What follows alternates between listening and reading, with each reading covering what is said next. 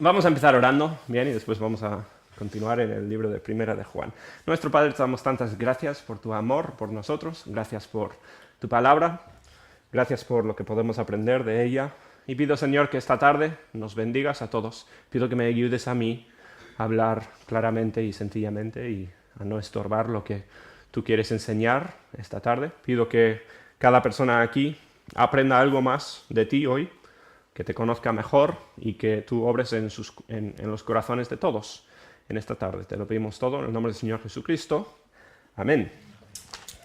Perfecto, pues si volvéis a Primera de Juan capítulo 5, lo que leímos antes, vamos a continuar la serie que estábamos haciendo en Primera de Juan. Casi terminamos la epístola y hoy llegamos a lo que Juan llama el propósito de su libro. Sabéis que en la Biblia pues hay varios libros que nos dan su propósito, el motivo por el cual se escribió el libro. Coges cualquier libro y tiene un propósito, debería tener un propósito, ¿no? Si se escribe un libro no es simplemente pues para divertirse el autor, sino que cada escrito, si es buen escrito, tiene un propósito. Y en la Biblia también, los libros de la Biblia, cada uno tiene su propia función, su propio propósito, y en algunos casos pues tenemos muy claramente definido lo que es el propósito del libro. Bien, en el caso del autor Juan el apóstol, pues si os acordáis en el Evangelio de Juan, capítulo 20, él nos da el propósito por el cual escribió su Evangelio. ¿Os acordáis, no? En Juan 20, 31 dice, pero estas cosas se han escrito para que creáis que Jesús es el Cristo, ¿no? El Hijo de Dios, y para que creyendo tengáis vida en su nombre. Juan ahí da, pues, ¿por qué escribió el libro? No, nos lo dice muy claramente. Para que los que no creen en Cristo lean el libro y crean en Cristo. ¿Verdad? Muy sencillo. Bueno, aquí ya lo leímos antes, ¿no? En el versículo 13 nos dice por qué escribió esta epístola. Bien, está escrito a personas diferentes, o quizá a las mismas personas, pero más adelante. Dice, estas cosas os he escrito a vosotros que creéis en el nombre del Hijo de Dios.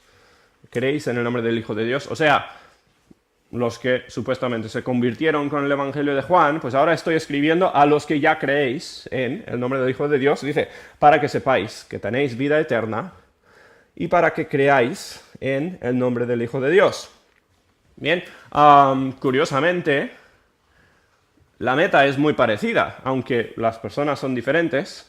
El uno era para que creamos en el Hijo de Dios, ¿no? En la epístola de Juan es para que creamos en el Hijo de Dios, y aquí en Primera de Juan dice también, está escrito para que creáis en el nombre del Hijo de Dios, aunque estamos hablando aquí de creyentes. Y lo que Juan quiere que entendamos, ¿no? Es que no hemos alcanzado ya la meta cuando somos salvos, ni mucho menos. Eso es simplemente el inicio del camino, es donde empieza la carrera. Juan dice, a los que habéis creído en Jesús, o sea, sois salvos, sois hijos de Dios, os falta mucho por creer, mucho por continuar creyendo en el Jesús. Tiene que aumentar vuestra fe, es la idea. Y yo estoy escribiendo este libro para que sepáis, esa palabra pues significa conocer con certeza, bien, para que sepáis con denuedo que tenéis vida eterna, es lo que dice. Así que esto es la parte 2. Bien, este libro es simplemente la parte 2 en lo que está enseñando Juan. Primero, necesidad de ser salvo. Segundo, necesidad de crecer en el conocimiento y la fe en el Hijo de Dios. Así que seas quien seas, es curioso, ¿no? Pero seas un inconverso, seas un cristiano, ¿qué es lo que te falta?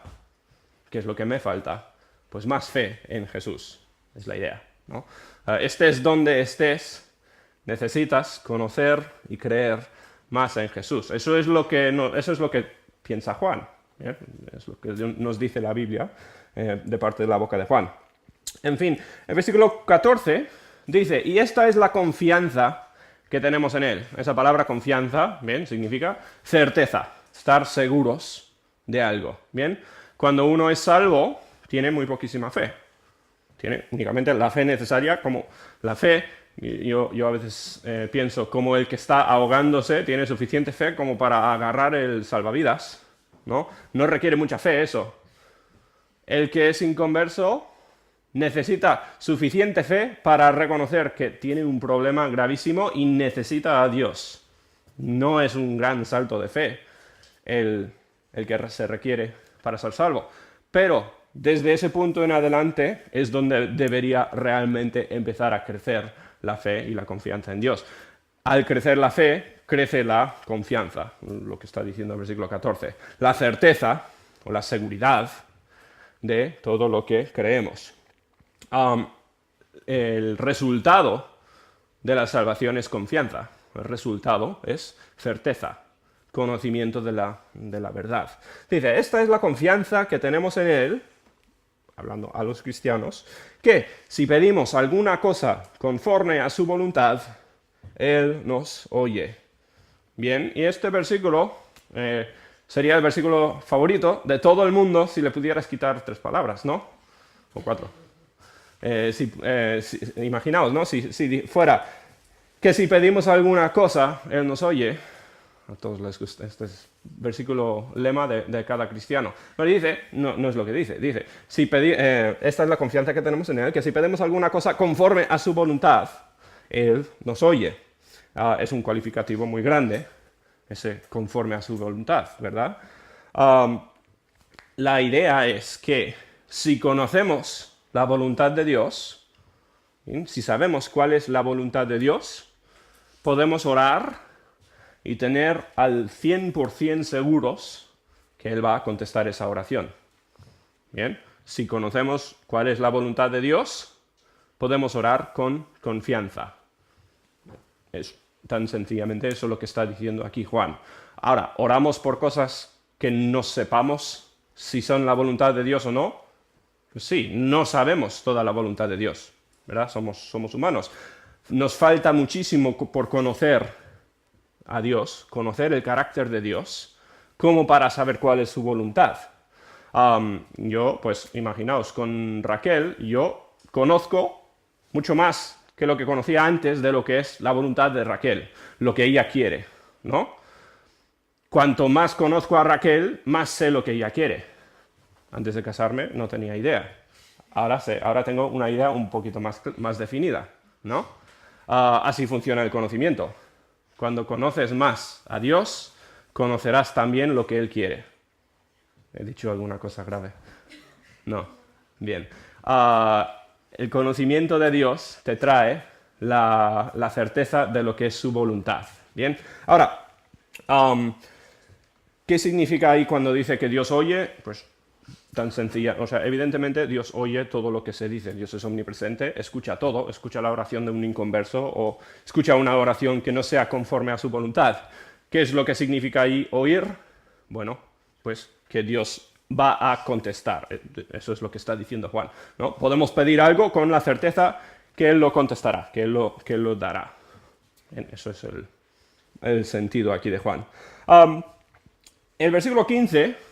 Bien, más o menos refrasea lo que acaba de decir, nos da como una consecuencia lógica, pero nos dice Juan el por qué ha dicho lo que acaba de decir. Bien, el versículo 15 dice, y si sabemos que Él nos oye en cualquier cosa, ahora ya dijimos qué es lo que significa que Él nos oye, según el versículo anterior, Él nos oye si es según su voluntad. Bien, si pedimos algo según su voluntad, Él nos oye. Si sabemos que Él nos oye en cualquier cosa que pidamos, sabemos que tenemos las peticiones que hayamos hecho.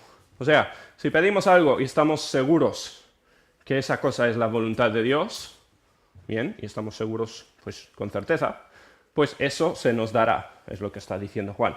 Podemos estar, una vez más, confiados, tener confianza, lo que está diciendo Juan al principio, tener confianza que Dios va a contestar esa oración, si sabemos que es la voluntad de Dios. Ahora, la cuestión, evidentemente, lo que nos deberíamos estar preguntando es, pues, a ver, ¿cómo saber la voluntad de Dios? ¿Verdad? ¿Cómo puedo saber que lo que estoy pidiendo es conforme a la voluntad de Dios? Bueno, como dije, conocemos más y más de la voluntad de Dios al conocer a Él, al conocer a Dios. Y eso es algo que es el proceso de santificación. Cuanto más te transformas a la imagen de Dios, pues más vas a ver, más vas a saber lo que Dios quiere, más vas a poder tomar las decisiones que sabes que son las que Dios quiere para ti. Pero la Biblia nos habla mucho de lo que es la voluntad de Dios también. O sea, tenemos aquí, esto es la forma principal de conocer a Dios, es la forma de conocer a Dios. Y en la Biblia tenemos descrita lo que es la voluntad de Dios en cuanto a muchos casos, en cuanto a muchas cosas. Y, por ejemplo, si leemos en 1 de Tesalonicenses, capítulo 4, dice 1 de Tesalonicenses 4, del 1 al 3, Pablo hablando a los tesalonicenses, diciéndoles básicamente cómo deben vivir, cómo deben actuar. Dice: por lo demás, hermanos, os rogamos y exhortamos en el Señor Jesús, que de la manera que aprendisteis de nosotros, cómo os conviene conduciros y agradar a Dios. Conducir significa pues vivir la vida, actuar. Cómo os conviene conduciros y agradar a Dios, así abundéis más y más, porque ya sabéis qué instrucciones os dimos por el Señor Jesús. Pues la voluntad de Dios es vuestra santificación, que os apartéis de fornicación. Bien, y ahí pues la palabra fornicación está, apartarse de, eso es la santificación. La santificación es sencillamente la separación del pecado. Bien, la voluntad de Dios para ti y para mí, ¿cuál es? Que nos apartemos del pecado, que no tengamos nada que ver con el pecado. Eso es la voluntad principal de Dios para nosotros. Cuando Dios creó a Adán y Eva, no les creó para pecar, les creó para glorificarle. Bien, para tener comunión con Él, estar cerca de Él y para que hubiese esa comunión entre Dios y el hombre. Y lo que ha hecho el pecado es separar al hombre de Dios. La voluntad de Dios no es esa separación, la voluntad de Dios es la comunión entre Dios y el hombre. Eso únicamente viene de la santificación. Bien, estar apartados del pecado. Entonces, sabemos ya cuál es la voluntad de Dios para nosotros. Dios también nos da otros mandamientos. No es simplemente no pecar, bien, pero grandísima parte de la voluntad de Dios es que no pequemos, que seamos separados. Bien, sabemos entonces cuál es la voluntad de Dios para nosotros y para los demás, en muchos casos, bien, evitar el pecado. Así que cuando oremos por algo que tenga que ver con el pecado, una tentación, sea de tentación de otra persona o tentación de uno mismo, cuando oramos acerca de un pecado, podemos orar con 100% certeza de la voluntad de Dios, ¿verdad? Porque sabemos cuál es la voluntad de Dios en este aspecto. La voluntad de Dios es santificación, ser santos. Por lo tanto, podemos orar a Dios y cumplir con lo que está diciendo aquí Juan. Podemos orar sabiendo que Él nos oirá, sabiendo que Él nos escucha. ¿Cómo más podemos conocer su voluntad? Bueno, si os acordáis, ha sido ya algo de tiempo desde que hemos estado antes aquí en Primera de Juan, pero a lo largo del libro, Juan ha hablado vez tras vez de la idea de permanecer en Dios. Bien, vuelvo atrás al capítulo 4, 12 y 13. En versículos 12 y 13 dice así: nadie ha visto jamás a Dios. Si nos amamos unos a otros, Dios permanece en nosotros. Bien, el amor hacia el hermano es lo que demuestra que Dios está permaneciendo en nosotros. El Espíritu Santo mora dentro de nosotros. Dice: su amor se ha perfeccionado en nosotros. En esto conocemos que permanecemos en Él. O sea, que si Dios permanece con nosotros, pero ¿cómo podemos nosotros permanecer en Él y Él en nosotros? En que nos ha dado de su Espíritu. Bien, la idea siendo en nuestra progresión espiritual, en nuestro desarrollo como santos, en nuestra santificación, permanecemos más y más y más en Dios. Estamos más cerca de Él. Esto está hablando de esa comunión, ese conocimiento del cual hablaba antes. Bien, ¿cómo podemos conocer la voluntad de Dios? ¿Cómo podemos saber lo que Él quiere? Conociendo a fondo lo que ha dicho de la Biblia, bien, pero más que eso, porque la Biblia no nos dice todo lo que piensa Dios acerca de todas las cosas, es conocerle a Él como persona, conocer más a Dios personalmente. Bien, crecer en crecer espiritualmente con Dios. Así es como entonces podemos conocer la voluntad de Dios o ir conociendo la voluntad de Dios. Está claro que en muchas oraciones pues vamos a pedir algo y pues la Biblia no dice debo tomar esta decisión o la otra decisión, bien, debo irme a este trabajo o al otro trabajo. La Biblia no nos dice cuál es la voluntad de Dios en todos los casos, así que a veces vamos a pedir algo pues sin saber lo que es la voluntad de Dios. Bien, pero cuanto más conozcamos a Dios, yo creo, más vamos a entender de lo que es su voluntad. Bien, van unidas esas dos ideas. Entonces, lo que vamos a ver ahora es un ejemplo. Bien, Juan nos va a dar un ejemplo en la oración. ¿Cómo podemos entonces orar con certeza, con confianza? Bueno, se me olvidó decir antes. No deberíamos querer orar por algo que está en contra de la voluntad de Dios. Bien, nuestra esperanza o nuestro deseo en la oración debería ser orar conforme a la voluntad de Dios. ¿Bien? ¿Por qué? Porque la voluntad de Dios nos dice ahora se me va el pasaje en Romanos, que Dios quiere lo mejor para nosotros. El plan de Dios es el mejor, ¿verdad? Queremos nosotros la voluntad de Dios, ¿por qué? Porque su voluntad es siempre la mejor. Dios quiere siempre lo mejor. No deberíamos orar por algo que está en contra de la voluntad de Dios. Bien, uno, Dios no lo va a contestar. Bien, vamos a tenerlo claro. Pero dos, porque Dios tiene algo mejor pensado. Bien, nuestra mentalidad a la hora de orar debería ser encontrar y pedir la voluntad de Dios. Bien, eso debería ser lo que engloba nuestra oración, estar buscando lo que es la voluntad de Dios. En fin, aquí entonces vemos un ejemplo. Bien, sabemos cuál es la voluntad de Dios en cuanto a la persona y el pecado. Así que mira lo que dice Juan, versículo 16. Si alguno viere a su hermano cometer pecado que no sea de muerte, pedirá y Dios le dará vida. Y hasta ahí leemos. Bien. Estos versículos, el 16 y el 17, se han mal interpretado de mil formas. Esto es uno de esos pasajes que la gente le gusta traer sus propios pensamientos al texto y manipular el texto para que esté de acuerdo con lo que ellos piensan.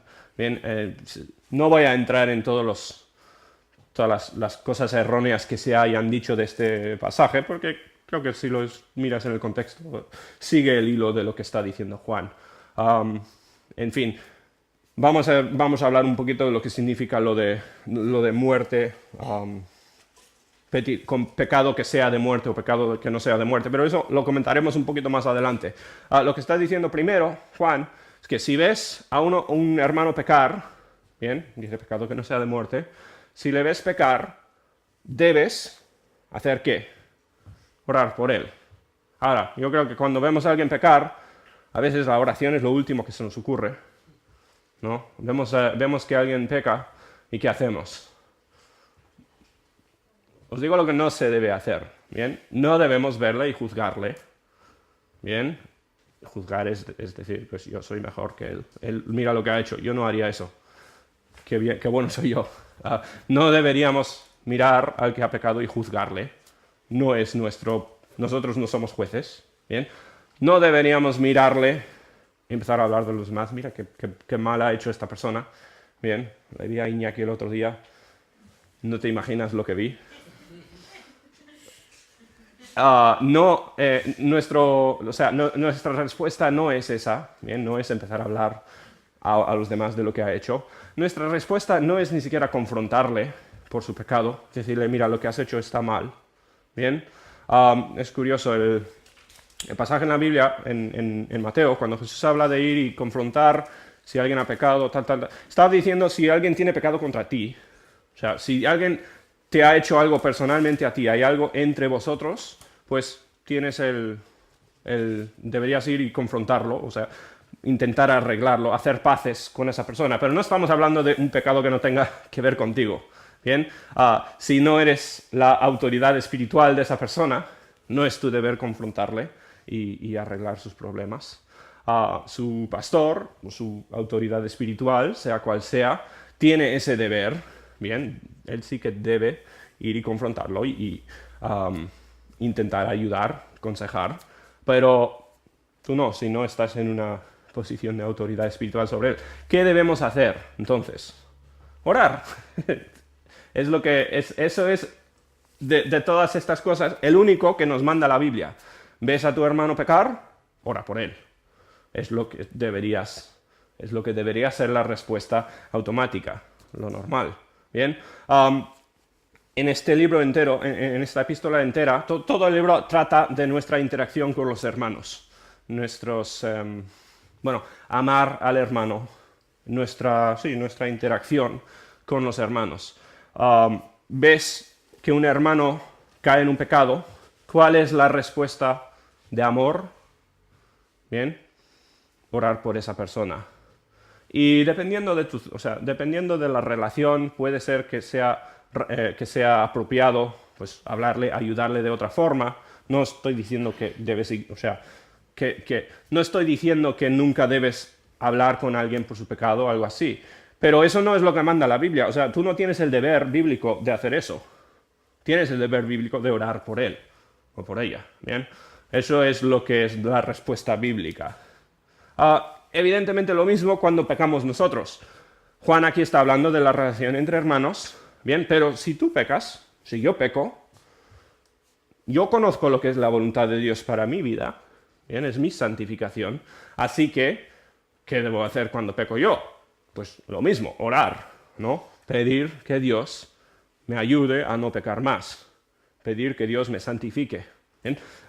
Aquí nos pone Juan el ejemplo hacia el hermano, pero deberíamos empezar seguramente pues orando por nosotros mismos, que Dios nos transforme a nosotros. Bien, esto otra vez es simplemente un ejemplo de una petición que podemos tener. Entonces, orar por esa persona. Como sabemos lo que es la voluntad de Dios, podemos orar con certeza. Por eso está dando este ejemplo Juan. ¿Qué significa lo del pecado? Que sea de muerte, que no sea de muerte. Bien, hay que entender, o hay que recordar, que en los días que escribe aquí Juan, bien, habían varias cosas que son diferentes en este tiempo, en este periodo de la Iglesia, a lo que son hoy en día.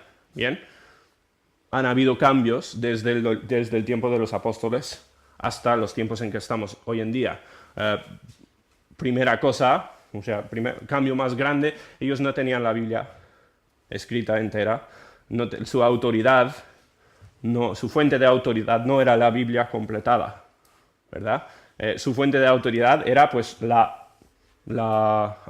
autoridad apostólica, autoridad de los que Dios había entrenado y puesto como líderes en su día. Bien, tenías a los 12 apóstoles. Cuando escribe Juan, él ya es el último apóstol aquí, pero ellos seguían aprendiendo de lo que decían los apóstoles. Bien, cuando se completó el canon, la Biblia se convirtió en la única fuente de autoridad para una iglesia, para un cristiano. Pero era diferente mientras estaba escribiendo y mientras vivían los apóstoles. Se veían muchos milagros en los días de los apóstoles, ¿verdad? Otra diferencia. Los apóstoles hacían milagros. Esto demostraba, esto era Dios verificando el mensaje de los apóstoles. ¿Bien? Ellos no tenían 2000 años de la Biblia verificándose a sí mismo.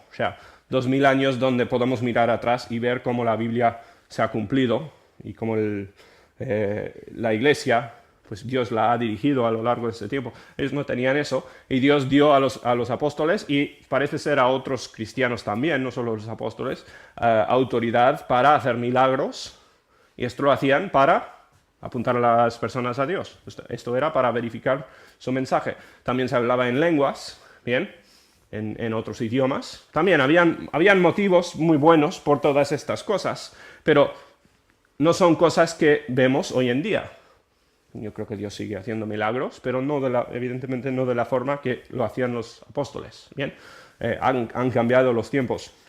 Otro cambio, otra cosa diferente de los tiempos de Juan y de los apóstoles, es que al parecer Dios castigaba muy severamente y rápidamente al pecado en muchos casos. Bien, tenemos varios ejemplos. En Hechos 5 tenemos a Ananías y Zafira, por ejemplo, ¿verdad? Que eran una pareja, cometieron un pecado, y un pecado, pues diríamos más o menos leve. No fue el pecado mayor de todos los pecados del Nuevo Testamento. ¿Qué hicieron? Pues querían quedar bien con la iglesia, bien, querían aparentar, eran hipócritas, querían aparentar una cosa que no eran, y mintieron, o exageraron, bien, vendieron su casa, dijeron que estaban trayendo todo el dinero y era una parte del dinero. Quizá era el 90% del dinero, no sabemos cuánto, pero exageraron, bien, dijeron, no, esto es todo, mira lo sacrificados que somos. Y por ese pecado, ¿qué hizo Dios? Pues les mató instantáneamente, parece ser. Dios les castigó severísimamente por ese pecado. Tenemos también en 1 de Corintios, cuando habla de la cena del Señor, bien, nos dice Pablo que en estos días habían personas que tomaban de la cena del Señor indignamente, bien, esto es, sin cumplir el propósito, la razón por la cual se había establecido la cena del Señor, no lo estaban haciendo en reverencia, pues recordando la muerte de Jesús. Parece ser que estaban pues pasándoselo bien, no estaban tomándoles con seriedad. ¿Y qué pasó? Dice Pablo, por lo cual hay muchos enfermos y debilitados entre vosotros, esto es de los que toman indignamente, y dice, y muchos, no pocos, sino muchos, duermen. Y pues pensamos que esa palabra duerme está refiriéndose a que han muerto estas personas por su pecado, bien, por lo que hicieron mal. Estos dos casos no son pecados que diríamos gravísimos, ¿verdad? No estamos hablando de adulterio, de asesinato, de una cosa pues muy muy fuerte. No, Dios, no sabemos qué otros pecados y de qué forma y con qué consistencia era, pero Dios castigaba los pecados muy severamente y era muy muy claro lo que decía Dios. Bien, otra vez, imaginaos una congregación en estos días no teniendo la Biblia completa, bien, su única fuente de enseñanza es pues el que enseña y el que se levantaba a hablar, a enseñar, lo que sea. O sea, Dios estaba manteniendo la pureza de la iglesia de una forma pues muy muy estricta, muy dirigida, y yo creo que eso es en gran parte porque no tenían toda la Biblia completa. Pero bueno, evidentemente era diferente en su día a lo que es hoy.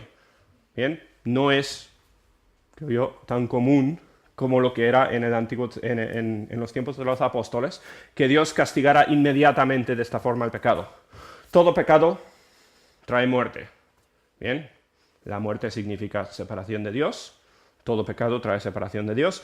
La conclusión de todo pecado es muerte. Bien, pero en los tiempos de Juan, pues estamos hablando de muerte física para los que cometían ciertos pecados. Y no sabemos cuáles eran, no sabemos cómo, si sabían los cristianos, si hacían esto iban a morir, no sabemos. Bien, simplemente pues tenemos unos cuantos casos que nos lo indican, y este pasaje es otro. Pero lo que entendemos es que Dios castigaba pecados con muerte instantánea. Hay pecados hoy en día que te dirigen a la muerte, bien. Puedes hacer cosas pensando en drogas, en abusos de alcohol y abusos de diferentes cosas, pues cosas que te pueden llevar a la muerte y tienen consecuencias muy graves, bien, pero esas consecuencias son iguales para los cristianos que para los inconversos. Yo no creo que estas esas consecuencias son las cuales está hablando aquí Juan. No creo que es el caso. Yo creo que estamos hablando de intervención de parte de Dios. Así que cuando dice, si alguno viera a su hermano cometer pecado que no sea de muerte, pedirá y Dios le dará vida. La idea es que si comete un pecado y Dios no lo ha considerado, pues Dios no ha decidido responder con el castigo de muerte, que ore por él y Dios dará vida. Y puede ser que está hablando de que Dios no le mate. No creo que sea el caso. Yo creo que está hablando de sanamiento y de corrección de ese pecado. La idea de evitar esa tentación. Bien, que Dios le ayude a ser santificado. Pero Juan está diciendo que nuestro deber es pedir por el hermano porque sabemos lo que es la voluntad de Dios. Mi hermano ha pecado, yo sé lo que Dios quiere para este hermano, así que voy a pedir que Dios actúe conforme a su voluntad. El versículo 17 dice, toda injusticia es pecado. No estamos hablando de diferentes categorías de pecado, o pecados ni siquiera más graves que otros pecados aquí. No, estamos hablando del castigo de Dios sobre ciertos pecados. Cuando oramos, entonces, y aquí es donde igual surge la pregunta, porque dices, pues yo he visto a mi hermano pecar y he orado por él, ¿y qué ha pasado? Y sigue pecando. O en mi propia vida. Yo he pecado, he pedido a Dios que me libre de este pecado, ¿y qué pasa? He vuelto a cometer el mismo pecado. Bien, nos ha dicho aquí la Biblia que si es conforme a la voluntad de Dios, Él nos oirá, Él responderá. Y dice, pero, o sea, ¿qué es lo que está ocurriendo entonces? O sea, ¿cómo concordamos esto con lo que hemos visto? Pues, en el libro de Juan, cuando Juan habla, en el Evangelio la epístola de Juan, cuando Juan habla de Dios interviniendo en la vida de un cristiano, pues está hablando del Espíritu Santo. Está hablando de Dios permaneciendo en el cristiano, transformando al cristiano. Está hablando de la obra del Espíritu Santo dentro de él. Cuando oro por mi hermano, o oro por mí mismo, y digo, Dios, por favor, dale gracia, dale fuerza, dale el poder para resistir ese pecado, Dios va a contestar esa oración. ¿Por qué? Porque lo ha prometido su Espíritu Santo y ha prometido que con cada tentación hay una escapatoria. Nosotros tenemos el poder de Dios para resistir todo pecado si somos cristianos. El inconverso no. Y por eso cuando ves a un inconverso pecar, no es tu deber orar por ese inconverso que deje de pecar, porque no puede. El inconverso necesita a Cristo, necesita al Espíritu Santo, necesita la salvación. No necesita dejar de este pecado o el otro pecado. Con el hermano sí, ¿no? Oramos, pedimos que Dios haga conforme a su voluntad y podemos orar con la certeza al 100% que Dios va a contestar esa oración. Dios va a darle la libertad. Ahora, que el hermano o que yo mismo vuelva a pecar, eso ya no es culpa de Dios. Bien, Dios al dar la libertad del pecado no abroga mi propia voluntad, no me va a impedir pecar si yo quiero, si yo decido hacerlo. Dios no quita la voluntad del hombre para que no peque, sino que le da la opción de vivir santamente. Bien, Dios contesta la oración, pero no fuerza al humano a no pecar. Eso ya ya no sería una decisión suya de hacer lo correcto si Dios le abroga la voluntad. Dios va a contestar la oración. El que otra persona, o uno mismo, obedezca o no, ya es caso suyo. ¿Bien? Pero Dios va a cumplir su palabra, Dios va a cumplir lo que estamos pidiendo. Entonces, ¿qué es lo que está enseñando? Uno podría decir un poco cínicamente, ¿no? Pues, ¿de qué sirve orar si únicamente se va a cumplir lo que es la voluntad de Dios? Dios va a hacer su voluntad, ore yo o no ore yo. ¿Por qué entonces oramos por el hermano o oramos por nosotros mismos si Dios ya ha dicho que hará su voluntad? La respuesta es bastante sencilla. Oramos porque Dios lo manda. Oramos porque es el mandamiento de Dios. Bien, el cristiano tiene el deber de orar. Y yo creo, no habiendo sido padre, ¿no? Pero yo creo que Dios quiere que sus hijos muestren dependencia de Él. Yo me imagino a un padre queriendo que su hijo no pase de Él, sino que dependa de Él y reconozca su dependencia de su padre. Bien, otra vez, no he sido padre, pero si un padre le da todo lo que necesita a su hijo sin que el hijo lo reconozca, ni reconozca quién se lo ha dado, ni que lo necesitaba, pues el hijo va a crecer sin ninguna conexión, sin la conexión entre hijo y padre, que es natural, que es lo que debería ser. Bien, el hijo debería poder depender de su padre, debería ir a su padre con las necesidades. Yo me lo puedo imaginar a un nivel humano, ¿bien? Pero el caso es que, al final de todo, Dios quiere que oremos. Dios nos lo ha mandado. Es obediencia orar, pedir a Dios que Él haga su voluntad. Es desobediencia no orar, ¿bien? Y no necesitamos más motivo que ese para orar. Pero la meta aquí, o sea, lo que quiere Juan es que la oración no sea algo donde pedimos lo que se nos venga a la mente, pedimos por cualquier cosa y a ver lo que pasa. Lo que debería ser la oración es pedir las cosas según nuestro entendimiento que son la voluntad de Dios. Bien, deberíamos estar orando por lo que sabemos que es la voluntad de Dios y por lo que creemos que es la voluntad de Dios. Porque nuestra oración debería estar vinculada a la soberanía de Dios. Bien, a la idea de que Dios va a cumplir lo que es su voluntad.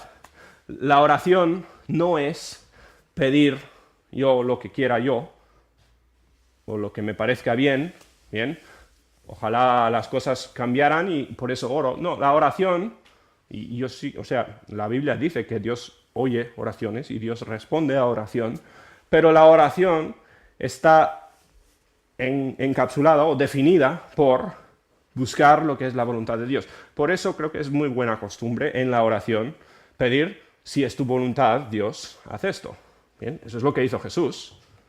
Bien, cuando él oraba.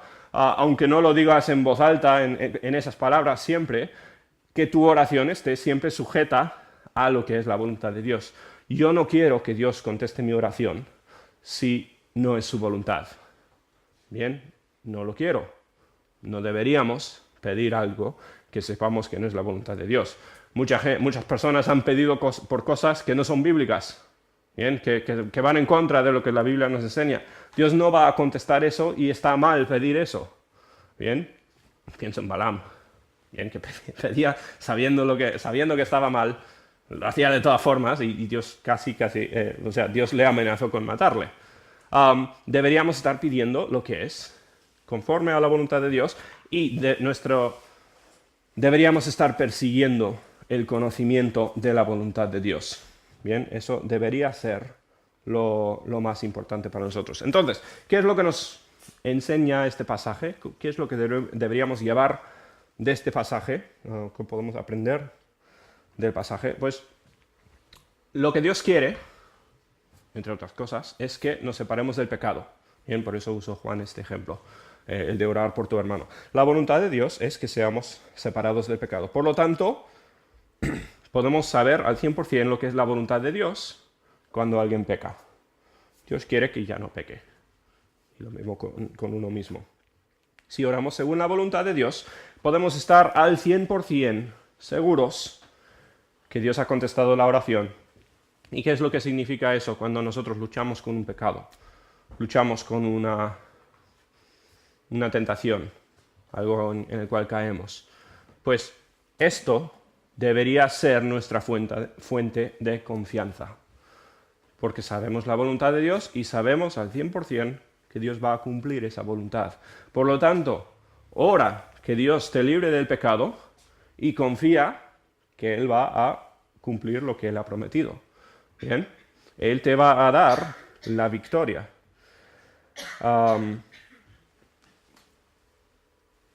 El ejemplo de Juan aquí, pues, es de orar por los hermanos, ¿no? Y yo creo que deberíamos aprender más ese aspecto del amor por los hermanos.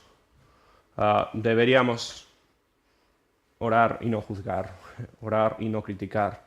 Deberíamos, pues, ir directamente al Señor cuando veamos algo que, desde nuestro punto de vista, porque a veces nos equivocamos, ¿no? Pero cuando veamos algo que nos parece mal, Dios debería ser a donde acudimos. En las demás decisiones, las demás cosas en la vida por las cuales oramos, deberíamos buscar de la Biblia y de nuestro conocimiento de Dios lo que es su voluntad en cuanto a esas decisiones y orar que Dios haga su voluntad y someternos y realmente desear y buscar lo que es su voluntad en cada una de esas cosas. Cuanto más conozcamos a Dios, más conoceremos su voluntad y con más precisión y más confianza podremos orar. Bien, y eso al final es lo que quiere Juan, que el cristiano tenga confianza, que el cristiano tenga certeza y pueda saber lo que Dios va a hacer, bien, porque conoce la voluntad de Dios. Ahí lo vamos a dejar, que Dios nos ayude a pedir conforme a su voluntad, bien, y evidentemente a aprender su voluntad. Nuestro Padre, te damos tantas gracias por tu palabra, gracias por este pasaje, gracias por tu amor por nosotros. Pido, Señor, que nos des más amor por ti, pido que nos ayudes a conocerte mejor, conocer tu plan mejor y ayúdanos a someternos enteramente a tu plan. Pido que nos des gracia y fuerzas en esta semana que entra. Sabemos lo que es tu deseo para nosotros en cuanto a la santificación y pedimos que nos ayudes a vivir conforme a tu deseo y no el nuestro. Te lo pedimos todo en el nombre del Señor Jesús. Amén.